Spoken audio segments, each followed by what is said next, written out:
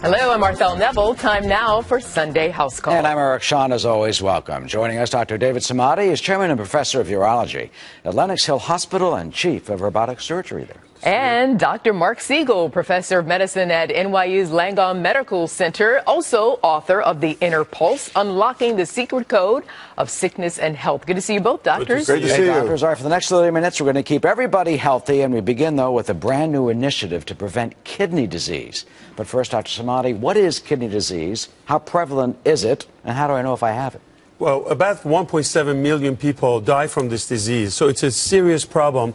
And it's important for you to know what the risk factors are. And also there's a new initiative called 0 by 25 to really eliminate this disease, and we'll see if it's going to work or not. In developed countries, dehydration is a main cause of kidney disease. People have many poison or diarrhea or dehydration that can cause this.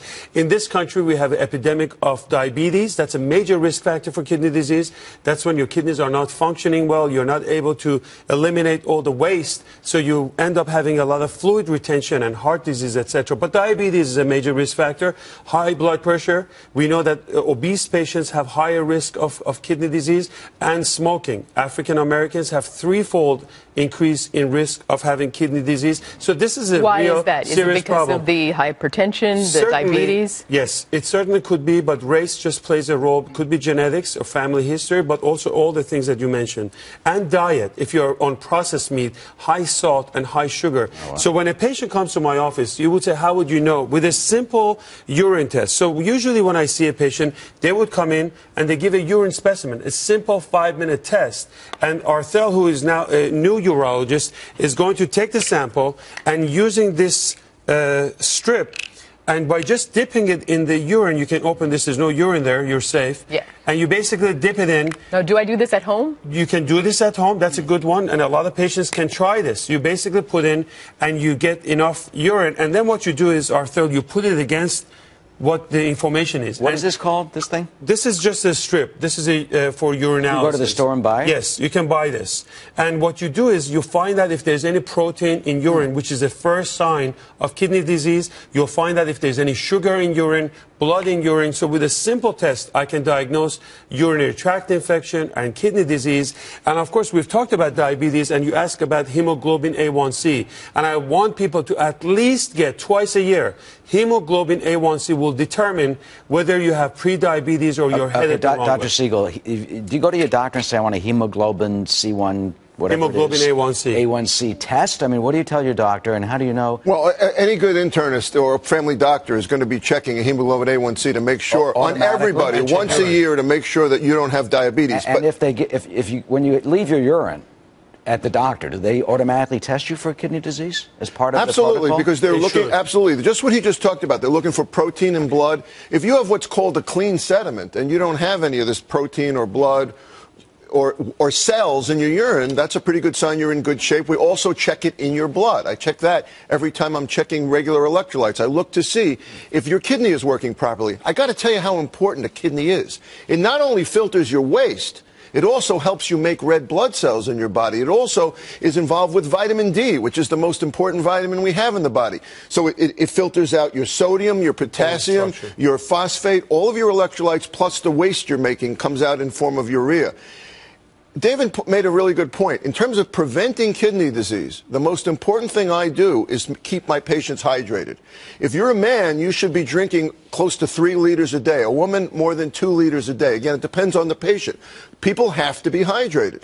I have to check them. The other issue is non-steroidals. Watch out for how many Advil you're taking. Watch out for how many Aleve you're taking. Because you can damage your kidneys by taking too many of those, what we call NSAIDs. You have to exercise. You have to stay hydrated. What about too much iced tea? Processed foods is the other problem that I watch out for. What about like iced tea? Sometimes they say in the summertime if you drink too much iced tea, that's bad for your kidneys. Iced tea is that true at all? Well, iced tea is good. Iced tea is good for hydration. Right. But if you take too much of it, it may have a lot of oxalate, and you may end up with like kidney stones and things like that. But what he was just talking about, which is the processed food we're talking, it has a lot of salt. that salt load is going to put a lot of pressure on your kidneys. So hydration is absolutely the way to go. And you want to also see not just the urologist. So what we look for is an enlarged prostate. And we've talked about this, Arthur. If your prostate is enlarged, you're not emptying your bladder, things can back up and can cause kidney problem. And ultimately, I want people to be in the hands of a nephrologist. Kidney disease, we are surgeons and we are taking care of the basic stuff and look at your prostate, look at your kidneys. But now with all the contrast that's going on with the CAT scans, it's all the like antibiotics with gentamicin, etc. We have a lot of kidney disease. You mentioned the word basic, and I want to go back to the basics before we get to you, the doctor.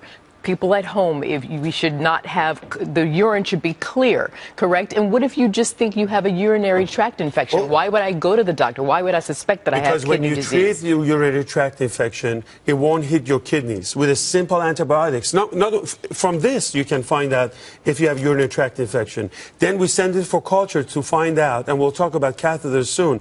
Then we'll find out what bug you have, what antibiotic we can treat it before it really gets to other parts. That's a great point, though. This helps a lot. What about you? Should you look at if your urine is not clear? I mean, is that important? You know, that's the first sign that you're not hydrating well. Because if your urine starts getting dark, it may be that you're dehydrated. And some of the things David was just talking about can occur if you're dehydrated. You're more likely to get a urinary infection. You're more likely to get a kidney stone. If you have kidney stones sitting there and you get dehydrated, they're more likely to solidify. You have a problem with that. You're more likely to get infection. How do you know you're dehydrated? By looking at the color of urine. Because color of urine is absolutely the best way to know. It should be clear. It shouldn't have a color at all. If it's cloudy, you might have a urinary infection. If it's dark, you may be dehydrated. If it's dark yellow, you're not drinking enough. Right. Absolutely. If it's really bright, light, as you said, your 7 to 8 glasses of water a day is good for you. All right, water, it's a water. regulating organ. It gets rid of your excess sodium, potassium. It's always looking at electrolytes, and it gets rid of waste. But it has to be working properly.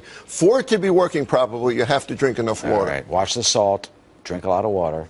No processed foods. And see Dr. Samadi for this test. There was that balloon. How much is that test, by the way? It's easy. Pick it up. No, how much does it cost? I think it's about $20 or so, but for you, you can have it. Okay, thank you very much.